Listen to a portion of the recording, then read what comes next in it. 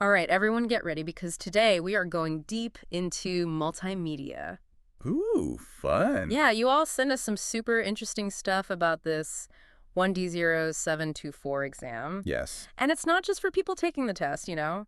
Think of this as like a master class in all things multimedia. Yeah, definitely. And we're going to be pulling all of the knowledge like straight from the exam questions. Yeah, it's amazing how those questions can actually act like a framework Oh, totally. to like really understand multimedia. And we're talking the core concepts here. Yeah. Stuff that matters, whether you're brand new or, a total pro. Absolutely. So let's just jump right into it. Yeah, let's do. First question up is all about visuals. Okay. Video and image stuff and like how to figure out how long each clip should be. Right. Because you don't want to like bore people Right. with a 5-minute still image. Right. But then on the other hand, you don't want to flash something up so fast that nobody knows what they're looking at. Yeah, you got it. So what's the secret? Well, the source material here, it highlights two things. Okay. Appropriate duration, so matching the length to the content, Makes sense. and matching visuals to narrative structure. Ooh. Okay, I like that. It's all about keeping your audience engaged and like guiding them through the story. It's like pacing in a film, right? Yeah, exactly. Like a slow scene that can like build suspense. Yeah. But then a fast-paced montage can like give you a ton of info super quickly. Precisely. Think about like that scene in The Matrix Oh, yeah. where Neo's dodging the bullets. Oh, iconic. The slow motion, it like emphasizes how impossible that is. Oh, totally. So it just makes it so much more impactful. Yeah, yeah. But then you could use like a fast-paced sequence to show like his training, Oh, right, right. and you get those quick glimpses of how he's progressing. That's such a good example. Thanks. Okay, so that leads us perfectly into the next quote, Okay. which is all about audio recording quality. Right. Now, I'll admit, I've definitely made the mistake of recording in a noisy environment. Oh, yeah. And let's just say the results were, well, not exactly professional. Yeah, we've all been there. So what's the solution? Well, the source emphasizes using like an acoustically treated room Okay. or even a soundproof area. Right. But like realistically, most Yeah. people don't have access to a fancy recording studio, right? That's true. So what can we do? Well, even a small room can work if you dampen the echoes. Oh, okay. Like try hanging some blankets on the walls. Really? It makes a surprising difference, yeah. Wow. Okay, I'll try that. And then if you're still dealing with like background noise, Yeah. there's some fantastic noise reduction software out there. Oh, is there? Oh yeah, even some free options that are really good. Wow. They could do wonders to clean up audio. Those are really great tips. Thank you. Sure. So now you have your amazing audio and visuals. Where do you put it all? Right. So question 3 tackles this idea of hosting choices, Okay. internal versus commercial platforms. What are the big things to think about? Well, the source material points to storage capacity Yeah. and bandwidth as one key factor. Okay, yeah. And then platform accessibility Yeah. and like user friendliness as another. Yeah. So it's kind of a balancing act. Yeah.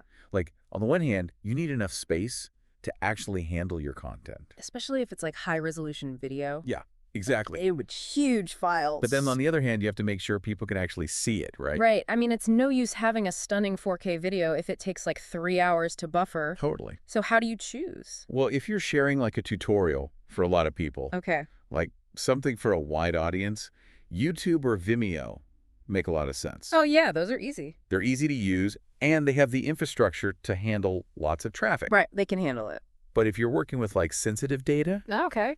that's when a secure internal platform might be better. Gotcha. So it's all about finding the right platform for the job. Yes, exactly. Speaking of making your content look amazing, Oh. question 4 is all about this visual trick Yeah. that I always love. What is? Transparency in images. Ooh, yeah. You know, when an image looks like it's floating on the background. Right, great. What's the secret to that? It's all about the .png file format. Oh, It handles transparency beautifully. so that's how they make it work. Yeah, it's perfect for things like logos and icons and those layered graphics where you need those clean edges. So that's how they make those sleek website designs. Exactly. I'm thinking like websites with bold typography over images, Yeah. or like those minimalist app icons that pop on any background. Yeah, exactly. Without transparency, they just have those awkward white boxes. You got it. And the design would totally lose its impact. It wouldn't have that same effect. All right, now question 5 shifts gears a bit Okay. to a topic that's really important these days, Exactly. ethical considerations Right. in multimedia. Yeah. The source really focuses on considering societal impact, which, really makes you think about our responsibility as creators, right? Absolutely.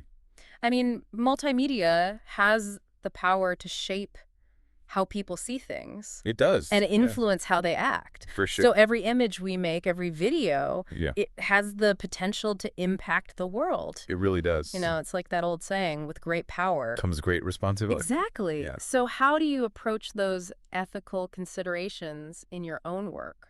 You know, for me, it all starts with questions. Okay. Like, who is my audience? What message am I actually trying to send here? Right. Could this content be misinterpreted Right. or like have unintended consequences? Those are good questions. It's not always easy, but it's a dialogue we should be having with ourselves Yeah. through the whole creative process. That's a great point. Thank you. Sure. Okay, so speaking of that creative process, Okay. question 6 dives into digital image creation, Right. specifically a technique that's super powerful, layering graphic elements strategically. Ooh. Okay. It's kind of like building a visual sandwich, right? Ooh, I like that analogy. Yeah. Each layer, it adds something new to the mix. Right. It creates depth, it creates visual interest. Totally. Think of it like composing a photograph. Yeah. Right? Yeah. You have your foreground, Yeah. your middle ground, Yeah. your background. Yeah. Each one plays a role in the whole picture. So it's not just throwing a bunch of images together. No. It's Yeah. about arranging them in a thoughtful way Exactly. to create a message that's cohesive and like visually appealing. Precisely. Give me an example. Okay, so let's say you're making a poster for an event. Okay. You might start with like a background image Okay. to Right. set the mood. Right. Then you layer on text elements to give information. Yeah. And maybe you add some graphic elements for visual flair. Oh, I see. Each one adds to the overall impact of the design. Right. Okay, cool. Yeah. So layering, it's like having this whole toolbox of tricks, you Yeah. know? But even with the best tools, Yeah. you still need a plan. You do. And that's where question 7 comes in. Okay. Selecting stock media. Right. It's so easy to just grab the first image you see, but the source emphasizes finding stuff that's both unique Yeah. and relevant.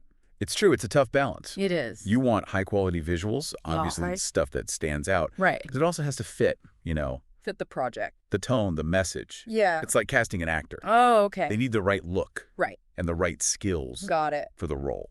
So you're saying I shouldn't just use that cheesy stock photo? Oh, which one? You know, the one of the businessmen shaking hands Oh, right. Yeah. with the big cheesy grins? Well, probably not, unless you're going for like a very specific vibe, Okay. like ironic or humorous. Right. But most of the time, you want visuals that feel authentic Real. and engaging. Okay, so speaking of making your content easy to find, Yeah. question 8 is all about metadata for images. Okay. Now, this might sound a little technical, It can. but it's super important, especially if you have a ton of visuals. It's to Yeah. track of. Think of metadata like invisible labels Oh, okay. that help you organize everything Yeah, and search your images. right. The source here really highlights keywords Keyword. as like the key element. Okay. It's like tagging your photos on social media. Oh, right. You use relevant words so people can find them. So I have a photo of a sunset over a city. Yeah, I might use keywords like sunset, city, skyline, exactly. sold an hour. Yeah, the more specific your keywords are, Yeah, the easier it is to find the right image later. makes sense. Okay, so let's move on to question 9. Okay. This one emphasizes planning Oh, okay. before you even start recording. Right. Storyboarding. Yes, storyboard. The source calls it visualizing project sequence and flow. Which makes sense. Yeah, you don't want to just start filming without a plan, right? Yeah. Absolutely not. So it's like creating a roadmap Yeah. for your project. A visual one. Okay. A storyboard helps you figure out the shots, Okay. the transitions, the pacing. To make sure it all flows. Exactly, and tells a story. I've heard filmmakers use storyboards Oh, yeah. to plan those huge action sequences They do. or like special effects shots. Yeah, it helps them, Visualize it all. see it Yeah. and work out the logistics Right. before they spend a ton of money. On fancy equipment and stunt people. Exactly. So storyboarding is not just for big budget stuff then? No, not at all. Really? It's valuable for any multimedia project. Like what? A simple explainer video, Okay. an interactive website, Oh, wow. Okay. you name it. And speaking of giving credit where it's due, Yes. question 10 reminds us that, Why? behind every great multimedia project, there's a team There is. of talented people. Absolutely. And it's not just about being polite. No. It's about acknowledging everyone's contributions. It's about ethical responsibility, Yeah. and respecting intellectual property. Right. So whether it's the writer, Yeah. the videographer, the sound designer, The animator. everyone deserves credit. They do. It's about transparency, too. Yes. When you list the credits, Yeah. you're letting your audience know who made this. It builds trust Yeah. and accountability. It also helps foster that collaborative spirit. Well, this has been an incredible journey It has. through this multimedia world. From the basics to the cutting edge. I hope everyone listening is feeling inspired. To create something amazing. Absolutely. And remember, the key is to never stop learning. Never stop experimenting. And pushing those boundaries. So keep creating, keep exploring. And keep diving deep into this multimedia world. Until next time. See you then.